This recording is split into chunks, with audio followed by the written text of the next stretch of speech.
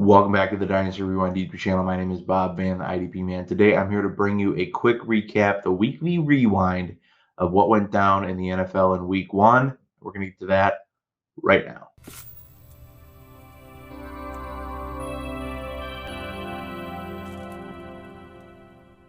So if you're anything like me, you might be a little worried heading into Week 2 after Week 1 studs just really didn't perform on a lot of levels. A lot of them did, but there were a lot that, left a lot to be desired. But it's important not to worry too much as we head into Week 2. A lot of things take a while to kick in the NFL. Sometimes people just don't get off to a great start. It is what it is. Don't trade off your best players. Work through it. Make small adjustments as you can, but it's important not to worry too much about what happens in Week 1. Speaking of underperforming studs, can't go without talking about Zeke Elliott in the Dallas versus Tampa Bay game, Thursday Night Football. And I notch a lot of this up to the fact that Tampa Bay just having a stellar defensive line and defense in general. And I noticed a lot Zeke was pitching in on pass defense.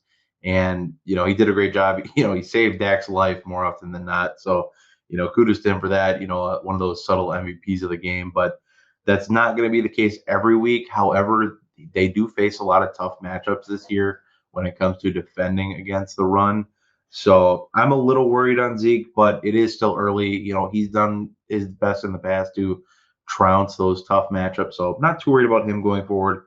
The other note, Dallas, Dak's back. I'm not really worried about him at all going forward. You never know if it's going to take a player a little longer to get back up to game speed.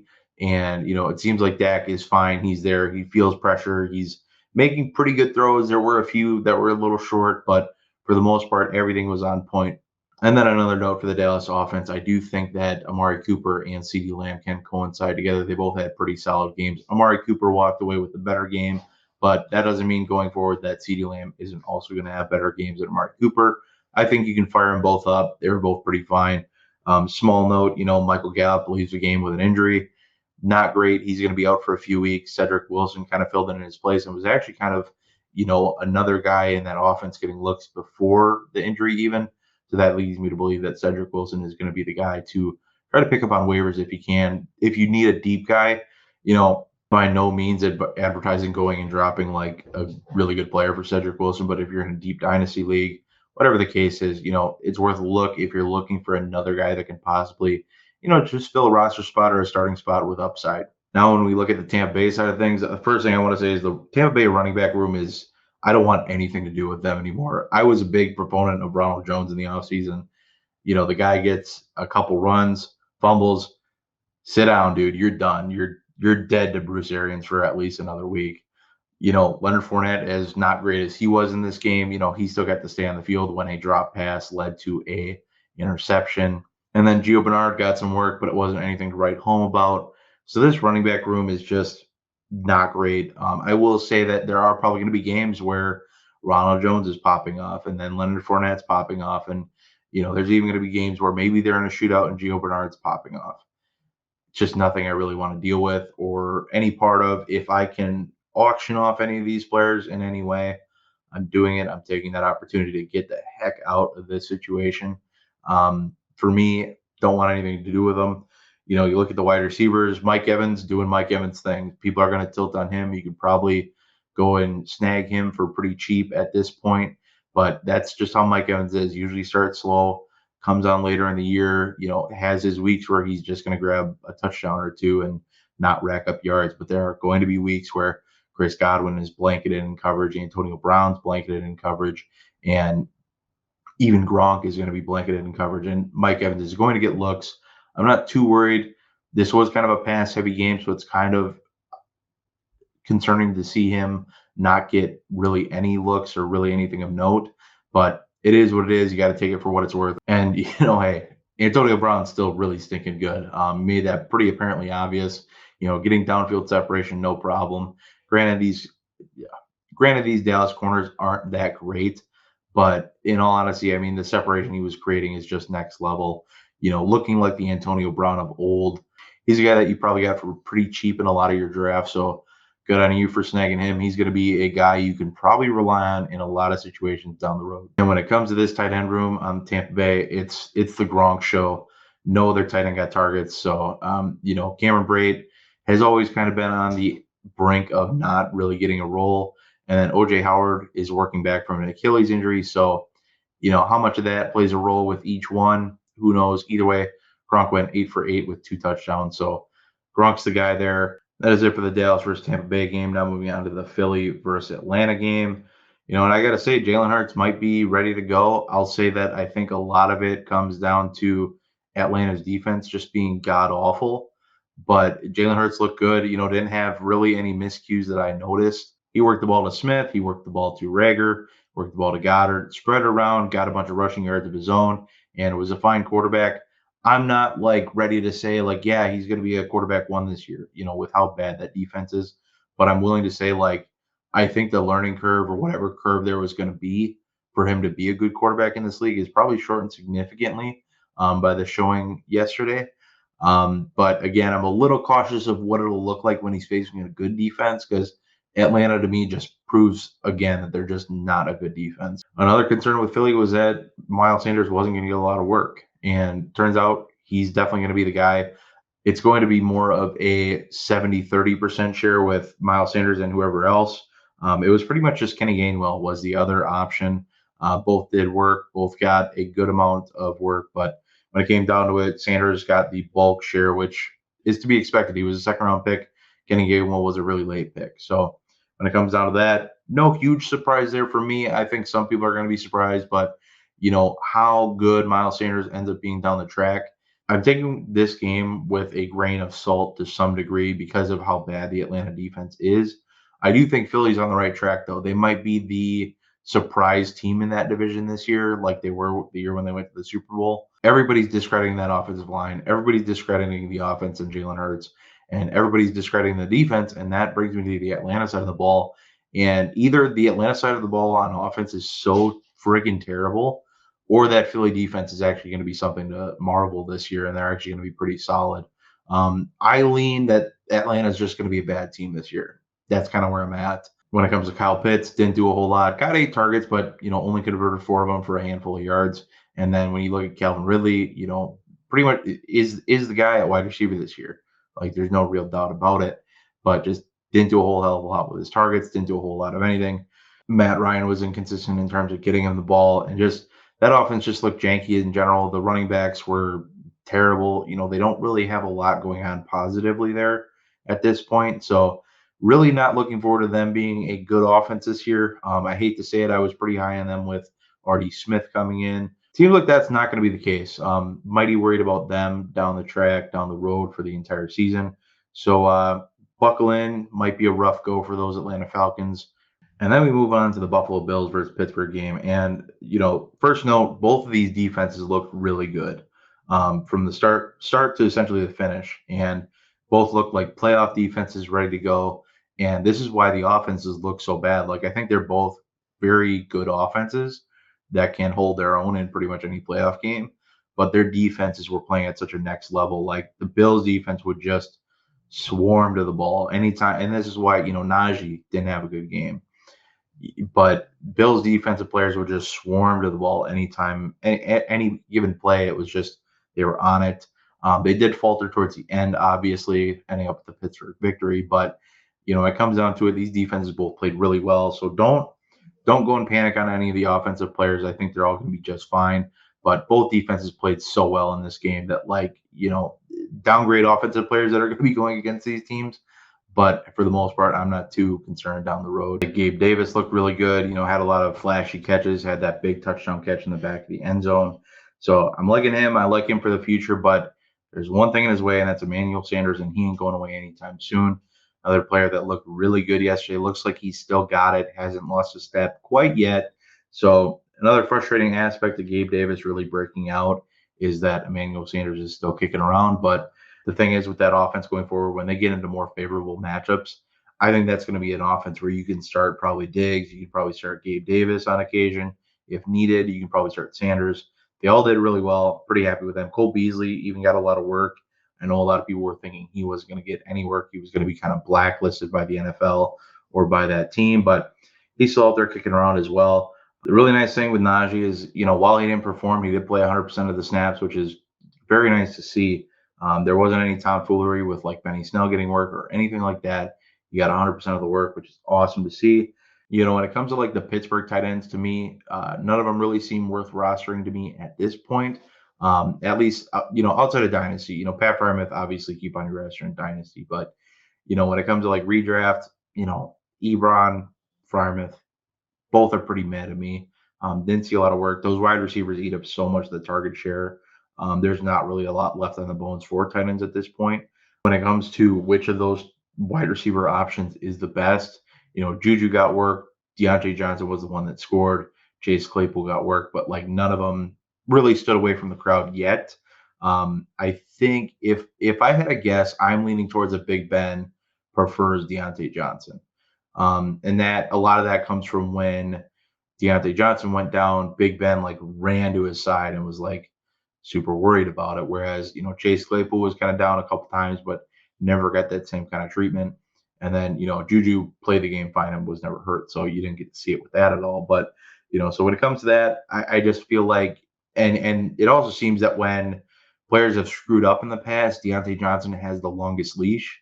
And my guess is because Big Ben favors him because maybe he sees the potential that Deontay Johnson has, which I agree with, but just hasn't been able to meet that yet. But who knows how that continues down the track? That is it for that game. Moving on to the Jets and Panthers, and this was a rough game to kind of experience. And I say that because it was just kind of a boring, slow paced game.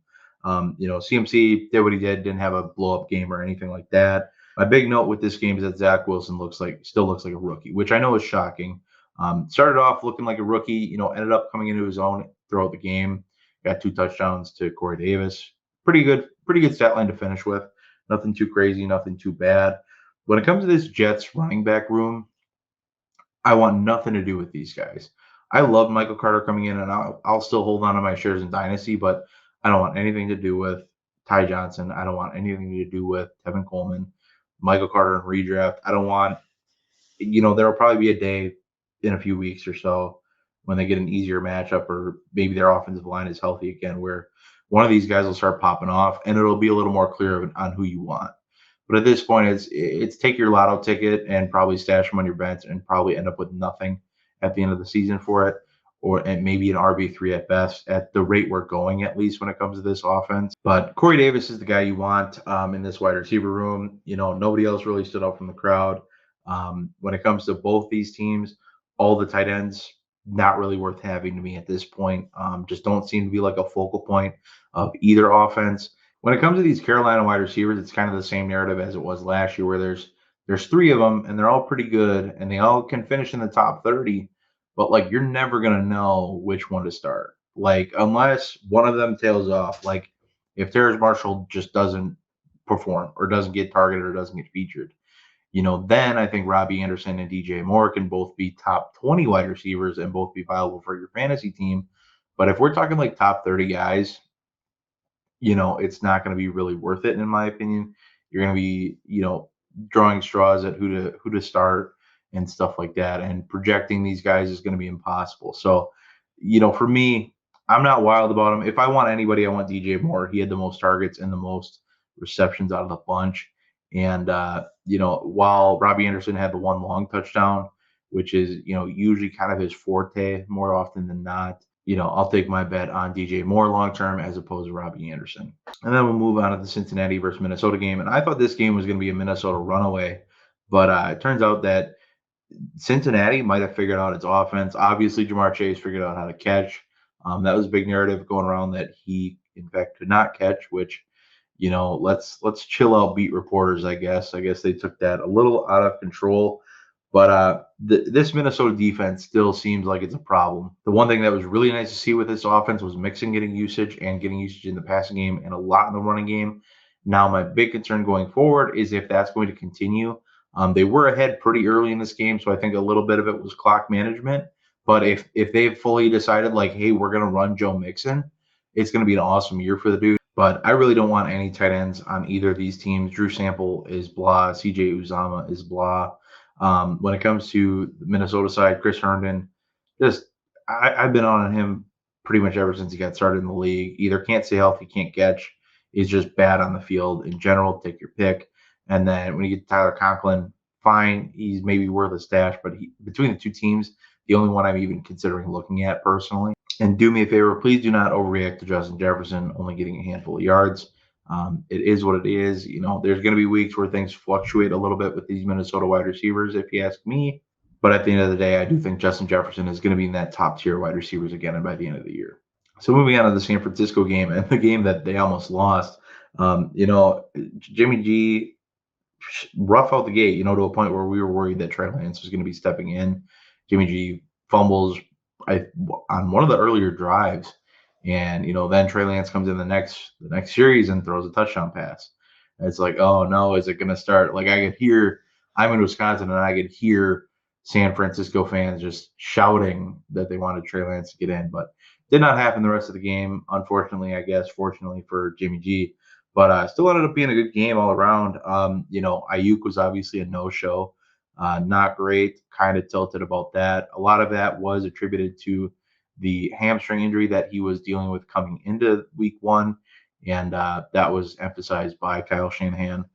So I'm not too worried down the road, but it is one of those things where it's like, man, I hope he doesn't get the Dante Pettis type of treatment. But the thing about that is Brandon Ayuk performed far more than Dante Pettis ever did in this league. So I like to think that it is really just a hamstring deal and not anything too serious.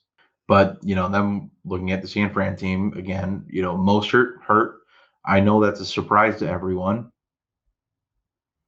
But, then Elijah Mitchell comes in and basically runs away with the game. 104 yards, touchdown, pretty good stat line for him. Going to be the waiver wire option number one more than likely in pretty much all formats. So it seems to me that Deebo Samuel is back with a vengeance, having a monster game. Really served those well who, decided to ride with him and take the risk on the guy. Ended up being a really good option this week. I'm curious to see how that kind of goes down when they get a better wide receiver in the game like Brandon Ayuk. Kittle was kind of MIA in this game, and that's okay. Great wide receivers are going to miss big games every week. They're not going to score big games every week. That's okay. TJ Hockenson went and had himself a great game, getting a touchdown, getting the score, getting a good amount of yards. To me, TJ Hawkinson's the wide receiver one on this team. DeAndre Swift is the wide receiver two, because this wide receiver room stinks. I mean, they're not good. Like, I'm sorry. Like, anybody rooting on the Tyrell Williams, the Quintus Cephas's of the world, they're just not great. And that is what it is. But it's something you can reap the benefits and have TJ Hockenson as a wide receiver one for the team. And like I said, DeAndre Swift as a wide receiver two. DeAndre Swift did a lot of his damage through the air. Did a fair amount on the ground, but definitely not as much on the air. That's going to be his bread and butter, it seems, is that pass catching work, which I think with this Detroit defense being as bad as they are, I think he's going to have plenty of opportunity to get that down the road. Then moving on to the Jacksonville versus Houston game. And I think the first thing to note is how James Robinson just didn't do anything in this game. And it's not really that he didn't do anything. It's he never got the opportunity to do anything. The pass to run ratio in this game was 51 pass plays to 15 run plays.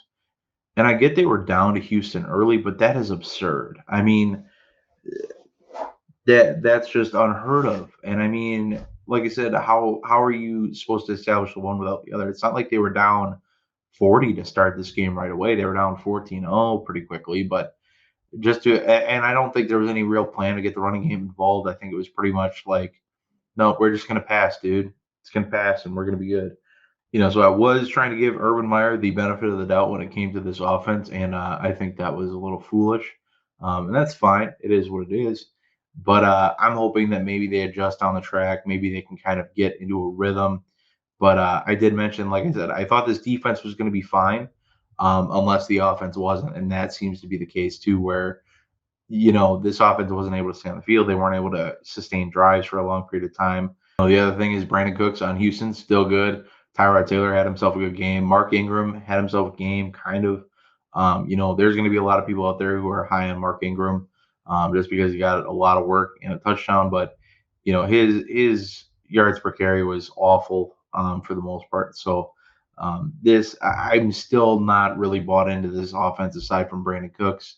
I think the running back room could be kind of a revolving door on who wants to be good this week, who's going to be good next week is anybody's guess. Having Brandon Cooks on my roster, I don't necessarily want to go and acquire him because I think it's going to be too much. The people selling him are going to be trying to sell him at that week one blow up ransom, which is the cost to buy if you're trying to acquire him from me. The other thing of note would be DJ Chark hauling in only 3 of his 12 targets, which I think is obviously concerning. Not great. One of them was for a touchdown, so everyone's going to be hyped about him.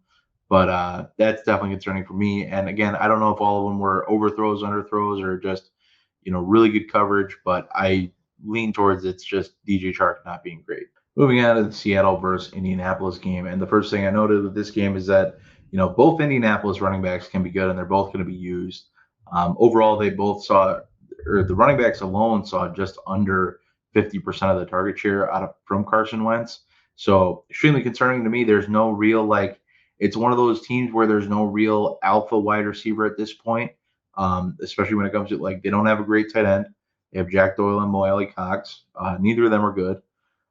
Then you have, Zach Pascal, who caught 2 touchdowns, but only on 4 receptions and 43 yards. Not quite alpha numbers. And then you have the running backs who, like I said, drew 50%, just under 50% of the target share. And so to me, I think there's a lot more trust in them down the field, or just as dump off options. So kind of concerning to me, especially long term, for how good Jonathan Taylor can be in the run game. Because if they're just doing dump offs every play, they're never going to drop a lot of coverage deep, and they're just going to kind of leave everybody as much as they can close to the offensive line. And if you were hearing any rain or thunder here, I apologize. It is downpouring, so if you do hear any of that, I apologize. But trying to get this out for you guys as soon as I can, so recording on through it. There's always been the narrative of let Russ cook, and that kind of happened this weekend, kind of not. I mean, he didn't have a ton of attempts. He was just super efficient, which is always kind of been Russ's thing, throwing touchdowns, being great. Showed again, Tyler Lockett's probably going to be the most reliable wide receiver of the bunch. DK is very good though. And I think he's going to have a lot of good weeks. I just think that Tyler Lockett is just more trusted by Russell Wilson, and I think that's fair to say. But there's going to be weeks where Tyler Lockett blows up. There's going to be weeks where DK blows up. They both had a pretty solid week. Nothing too concerning either which way about them. So they can both be good, and I don't think there's too much argument about it that they can both be good and they can both have really good weeks. So when it comes to the Seattle tight ends, Gerald Everett scored a touchdown on 20 yards. Nothing too great, only 2 receptions. Will Dissly had those 3 receptions for 37 yards. I'm not really sold on either of these guys. Obviously, Dissly didn't get the score. He's had, God bless him for still being in the league after 2 ACL tears or an Achilles tear, whatever. He's been battered and beaten for the last 2 years of his career. And, like I said, kudos to him. He's been really good when he gets the reps. I mean, he was really good for a while there while, he was healthy with Russell Wilson for those few weeks where he was just blowing up, but just ended up leaving seasons early due to season-ending injuries. But, Gerald Everett scoring 1 touchdown doesn't sell me on him completely. I'm still going to monitor the situation. If I have Gerald Everett and somebody throws me a decent offer for him, I'll probably move him. Am I trying to go acquire him anywhere? Absolutely not. I'm unless I have 0 tight end options, just not going to do it. Not a fan. I do think he has a lot of upside still, and I do also think Dissly does too. As washed as he should be at this point with his injury history, he's still out there kicking around and doing okay. But I think between Tyler Lockett and DK Metcalf with this running offense, quote unquote, Chris Carson still got a lot of work. He's the only running back you want on this team. Cut any other running backs. Cut Rashad Penny. Cut Travis Homer. Cut everybody else. Chris Carson's the only guy you want. I'm sorry. The Rashad Penny pipe dream, just leave it alone. It's done. And then everybody on this team, sure, you can have as a handcuff if you really feel the need. DJ Dallas, Travis Homer, whoever it is, just cut Rashad Penny. The dude left again with an injury. I'm just over it. In the couple leagues I have him, I'm just so over it. But now that we're done with the Rashad Penny rant, let's move on to the Arizona versus Tennessee game. And this is a game I actually thought that Tennessee would get an early upper hand with, but Arizona's defense just showed up to play. And in my notes, I have that the Arizona defensive line eviscerated the Tennessee offensive line. And mostly Chandler Jones was the guy wreaking the havoc on the defense. But this was a game that was won in the trenches by the Arizona side and lost in the trenches by the Tennessee side. I mean, with how good they were playing, there was just no chance in the world that Tennessee was going to be able to get their game plan going with, which is really just run Derrick Henry, set up play action, and do some funky things down the field with their offense. And maybe this is the new offensive coordinator just not really being ready yet, not really having a feel for what that offense needs to be. But I know that that offensive line is beaten and battered, and aging out of what was a once a really good offensive line. They've lost members of free agency, injuries, you name it. And Chase Edmonds looked solid in his lead role or starter role. Him and Connor both had 16 opportunities. Edmonds had 12 carries and 4 receptions, and then James Conner had 16 carries. Whether or not, this is pretty much Arizona's game from the jump. Whether or not a lot of that was just feeding Connor to chew clock and keep Edmonds fresh for next week.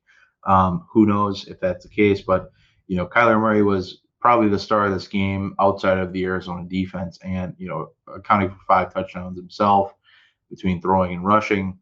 Just a great game overall. This might be, this is a really tough division. So it's hard to say that like Arizona is ready to take that next step because they're going to have to go through such a tough division. Like there's just no way around it. This is the best division in football, if you ask me. But I think if there's ever been a time where their defense is finally set up, now might be the time. Moving on to the Los Angeles Chargers and the Washington football team game. Big note here is that Gibson got pretty much all the work. This is exactly what we wanted for him going into the season.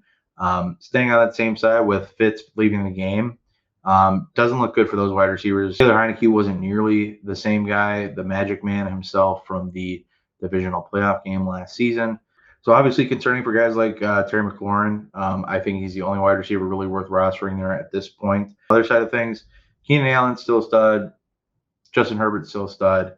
And, Mike Williams might finally be ready to break out. Had a ton of targets, racked up a bunch of yards, got the touchdown. So awesome there. If he finally breaks out in the contract year, I wouldn't be horribly surprised. Then when it comes to Los Angeles running game, Eckler didn't get a lot of work. He was, I think they were playing it safe with him as well. Managed to get the touchdown, handful of yards, nothing too crazy. But, playing it safe, they were, I would say, mostly in control throughout this game. Then moving on to the Cleveland versus Kansas City game. And, as expected, it was the Hill and Kelsey show for the Kansas City side. And Patrick Mahomes, of course. Obviously, the guy getting in the ball gets some credit. But when it comes to the Cleveland defense, I think they were improved a little bit. They obviously faltered late in the game, but they did a lot in the offseason to bring players to that defense to actually make it fairly competitive. They brought in Anthony Walker, they brought in JOK, they brought in John Johnson. And the defense did pretty well for most of the game. And, the Chiefs had 33 points, and that is a lot. But it's like it is the Chiefs, and they didn't put up a lot of those points until the fourth quarter. So, while it's, a rough go for the Cleveland Browns and you'd like to see them hold out the game, but the defense has improved. They're not going to face the Chiefs every week. Last thing to touch on with the Kansas City offense, kind of a slow start for Clyde Edwards-Helaire. Kind of to be expected. I wasn't surprised because the Browns have done so much to make their defense good, and they were pretty good until to a point where Clyde was kind of taken out of the game. They weren't running the ball much. It was pretty much all passing attack for the Chiefs. So I'm not too worried yet for Clyde. I think this defense performed to a point where like they had everything shut down. And like I said, they kind of, punched Casey in the mouth, and Casey just hit him right back late in the game. Then moving on to the Browns offensive side of the ball, with OBJ out, wide receivers weren't great. Jarvis Landry was okay. A lot of his production came on the end of the first half play where it was just kind of a dump off screen, and Jarvis Landry took it most of the way down the field and almost scored. If there was any surprise, I would say it was probably Anthony Schwartz getting as much work as he did over Donovan Peoples-Jones and over Rashad Higgins, who had covered for OBJ in the past. But I'm curious to see if that really holds at all when OBJ is back, if Anthony Schwartz is just kind of out of the system, or if, he does continue to see work. And honestly, Anthony Schwartz almost had a much bigger day. He just kind of gave up on one of the plays, later in the third quarter, I believe it was. Gave up on a long route where he thought the play was over. He thought it was dead, and Baker actually looked his way. And if Schwartz was paying any attention at all, he probably would have had another touchdown to write home about. Moving on to the Miami versus New England game, and this one was pretty much a defensive battle with, I think I lean towards the fact that both these offenses are just kind of going to be bland. They're not going to be exciting. They're not going to be flashy. They're just going to be more of those possession-based offenses that just don't, they just don't turn over the ball. They don't, give the opposing defense anything. They just happen to be playing really good defenses this weekend that try to take everything from the offenses. But for me, it was a defensive battle from the jump. Low scoring affairs, 17-16 was the final. When it comes to these Miami running backs, they are kind of gross, and I think we knew that coming in. They did have a really tough matchup. New England was no schlub this weekend. Like, they were really solid. I say they're kind of gross. They were still somewhat productive, but just Miles Gaskin's the only one you really want, as I think everybody knew. But I'm still not jumping up and down about having him if I have him. I think it was a tough matchup, but like, do I really think Gaskin has that much upside in the future going forward with this offense? The answer is no there for me. When it comes to the wide receivers on this offense, it's really Parker and Waddle are really the only two worth having. Waddle gets a touchdown, but nobody, Jakeem Grant was listed as a starter, and everybody got hyped up about him for 2 seconds, and I don't even think he got a single target in this game. So when it comes to the wide receivers here, it's Parker and Waddle. I don't think you want anybody else. I don't think this offense is going to be able to sustain even a worthwhile third wide receiver. And this is a game where Gesicki didn't get you any points. So I don't think there's going to be a lot of offense to go around here. Like you said, I think it's going to be more of a possession-based, time clock chewing, let the defense win the game for you and let the offense get some points like they did in this game. The defense held them to 16. They scored 17. I think that's going to be a lot of the games for Miami going forward. And that's, concerning for fantasy players. And then when it comes to the New England side of the ball, Damien Harris got a ton of work in this game, and he was pretty much the bell cow. And that's, a rarity for a Bill Belichick-led offense. So for him to get all the work like he did, pretty awesome. Did end the game with a fumble. Not great. That is going to be, something. Does that land him in the doghouse? Does he get time back from that? Who knows? Other note is Nelson Aguilar kind of picking up where he left off last season. And the big question is going to be if that continues, if Mac Jones can keep him involved going forward or not. And then Jacoby Myers coming in with 9 targets, nothing crazy of a stat line or anything like that. But like I said, these were two tough defenses, so it's hard to read into anything too severe when it comes to how the offensive players did. But it is what it is. And then, man, oh man, as a very sad Packer fan, we have to talk about the Packers and the Saints game. Unfortunately, I know I'm wearing a Steelers hat today.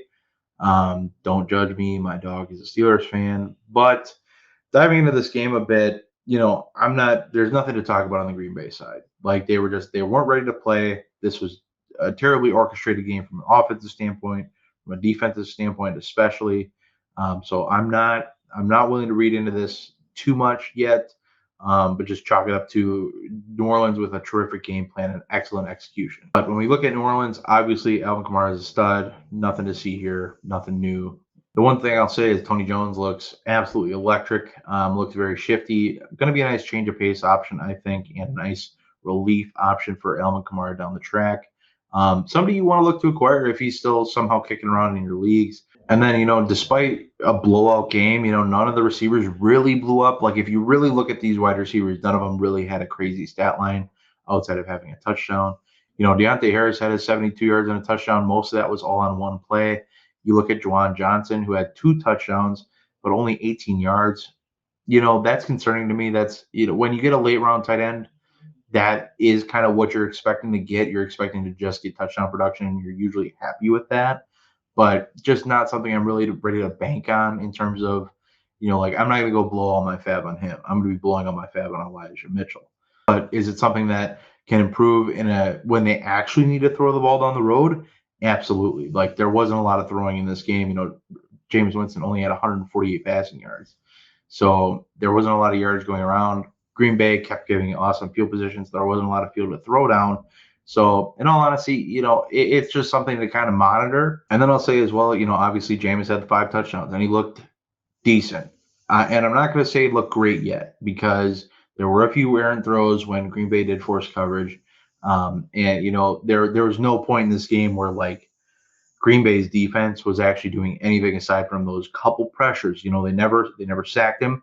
They didn't get enough pressure on him to really force him to, escape the pocket or anything like that. Like, it was pretty much just hey, Jameis, sit back and throw, and Green Bay's coverage isn't any good, so they're going to just do what they want eventually. Moving on to the Denver versus New York Giants game. And the first thing I'll note is, Shepard looks good. Looked a lot better. Shepard number 3 versus Shepard number 87 looks a hell of a lot better. It wasn't really surprising to see that Saquon got pretty limited work in this one, coming back from an ACL tear. And it wasn't like Denver didn't take off in this game and blow him out by any means. So it was just kind of, I think, getting him light work. They wanted to focus on the passing game a little more. They had to because the run defense for Denver was so good. But it all comes back to me that I really don't think Daniel Jones is it for the Giants, and I'm sorry, but I just think that's the case. And then the other thing I thought that was interesting with the passing game of the New York Giants was the breakdown of targets was, Kenny Galladay only had 6 targets, where Slayton had 7 and Shep had 9. I just thought that was kind of interesting. They spent all this money on Galladay to, be their one. And I think my thinking on this, my thought process is I don't think Daniel Jones is going to throw into too terribly tight of coverage, and when he does, it's usually not going to go well. And Galladay isn't really a separator to me. He's more of that 50-50 go get it guy, whereas Shepard and Slayton are both known for Slayton, especially like his deep separation, and Shepard for his more short and intermediate separation. So I think that might be part of it where he's just not really super comfortable throwing to him yet. When we look at the Denver side of the ball, obviously Jerry Jeudy set to miss some time, 6 to 8 weeks minimum, it sounds like, which is not great. And at that point, it's like, how good is he really going to be by the time he gets back? The one major thing I want to note is the running back situation with Melvin Gordon and Javonte Williams. And they were pretty even when it came to like how much production was being levied out. At the end of the day, Melvin Gordon was just so much more productive with those given opportunities. So it's going to be Melvin Gordon's backfield yet. But I mean, the fact that they started out kind of 50-50 shows to me that, before long, Javonte Williams is going to be the guy. It's just a matter of when. Moving on to the Chicago versus Los Angeles Rams game, and man, does Matthew Stafford look good on a good team. I mean, just the accuracy, the comfortability, and maybe it's the arm sleeve. I don't know. Maybe that's what it is. But I mean, just look super comfortable, looked really good, looked confident. Even in a new system, just looked really, really good. The one thing that does seem to be apparent is that Cooper Kupp is going to get a lot of the work. Higbee got all of the tight end reps. Nobody else really touched the field or saw any targets. I was kind of concerned with Robert Woods not getting a ton of production. Maybe he just doesn't jive with Matthew Stafford's play style. Maybe he just needs a little more time to get acclimated. It's one of those things where, again, like, don't stress out because your studs didn't play well week one. Like, week one is the worst indicator of what's actually going to happen throughout the season. So I'm chilling out on Bobby Trees for a minute. Van Jefferson looked impressive. He only ended up with 3 targets on the night, but he had that one long touchdown. Pretty awesome stuff. Pretty cool to see. And then when it comes to the running backs, Darrell Henderson pretty much got all the work. Sony Michel saw 2 opportunities and didn't do anything with them. When it comes to the Chicago side of the ball, Andy Dalton is just not it. I know this Los Angeles Rams defense is tough, but Andy Dalton just ain't it. And you have Justin Fields sitting there, and I just can't fathom not wanting to get him in the game. When Andy Dalton starts off the game with an interception and then a fumble turnover, and then just does really nothing the rest of the way. I just have such a hard time with that. When Justin Fields is somebody who you can get in there and he at least gives you upside in the game. And I think, not saying that they would have won the game with Justin Fields in there, but it's just like, man, just get the kid in there. But as a really positive note with the Bears offense, David Montgomery started off pretty strong. A lot of his rush work did end up on one play, that 41 scamper to start the game essentially. But, outside of that, still had a pretty solid game against a really strong front. So take that for what it's worth. I think, again, when you get into softer matchups throughout the season, David Montgomery is really going to do well for you. And when it came to the tight end reps, Cole Kmet got a lot of the work. And again, another guy, when it gets to some softer matchups, hopefully when Justin Fields is playing, going to be a guy you can probably rely on week in, week out as at least a tight end, a low-end tight end 1, high-end tight end 2 option at worst. If you want to get over to Underdog Fantasy, you can use the link in the description box below or use promo code REWIND at checkout when you make your first deposit. Get in on some prop games with me. I'd really love to see you there. Get in on them pick'ems. Made $100 last week on my very first rival pick'em. So get in over on the action over on Underdog using the link in the description box below. I'll see you there. But that is it for me today. I do hope you all enjoyed. If you did enjoy it, please leave a like. Check out the other videos on the channel. I really appreciate it. Y'all have a better week too. If y'all didn't have a good week one, if y'all had a good week one, have a better week two. Have a good one, y'all.